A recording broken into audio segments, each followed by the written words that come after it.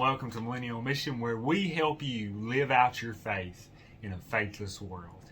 And in today's world, there's a lot of scientific statistics going around, and sometimes science can make us wonder, is our faith real? Is God the real deal? And the truth is that we're going to discover in this video 3 scientific facts that God got right in His Word centuries before we ever thought about discovering these scientific truths.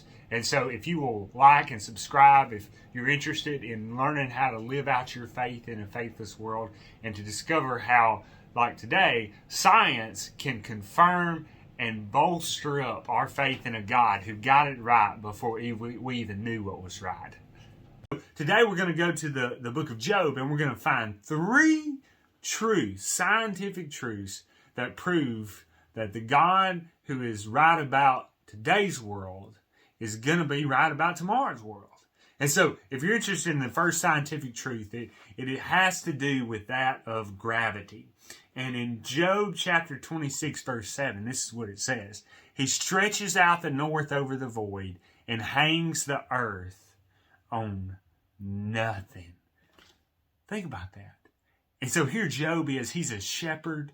He's out there in the fields with the sheep, in the wilderness, looking up at the night sky. He doesn't have a telescope. He doesn't have a computer. He doesn't have Google. He doesn't have any of this.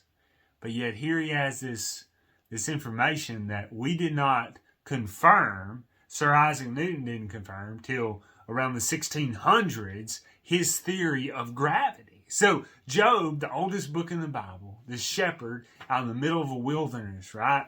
He knew about gravity. Why?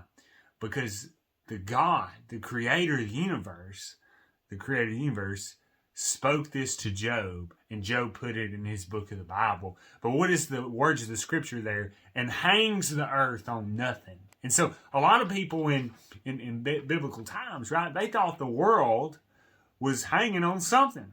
And there was a lot of different myths and tales and about a big, huge turtle that the earth is hanging on, and not just that, just a million different ways that people thought up here. But here we have a statement that is given to Job by the God of the universe about the universe that we find correct in 1600s. And so that's the first scientific fact.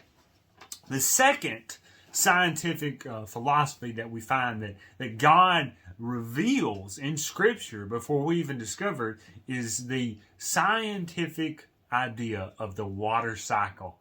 Now, you may say, well, that's not amazing, but it is amazing, because Job was just a simple shepherd. He saw the rain come down. He saw the water fill up the ponds and the rivers and the streams. But he didn't know anything about evaporation. He didn't know anything about condensation. He didn't know that those clouds, when he looked up at those fluffy white clouds, that they had the condensation. But in Job, right, chapters 36, verse 27, 28, here's what we have, okay? It says, for he draws up the drops of water, right? Draws up, evaporates. They distill his mist in rain, right? Mist, which the skies pour down. And so the clouds release their rain, their water, and drop on mankind abundantly. The water cycle, right? And we didn't even know about the water cycle scientifically until around 400 years ago. And so here we have Job. He's just shepherd, and he knows this. Why?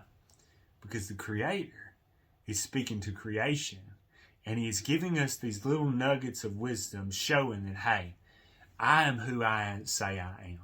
That I'm a God who you can trust. That I'm a God who's not going to forsake you and abandon you. And so then he goes on, and then he goes on to say in the next one, right, Job 38:35, can you send forth lightning that they may go and say to you, here we are. Now here's an amazing thing. Job didn't know anything about sound waves or light waves or how long it took light to go through the atmosphere. He didn't know any of these scientific facts or philosophies. But here we have God giving a revelation to Job while he is writing his book, one of the oldest books in Scripture, about sound waves and light waves, when it took us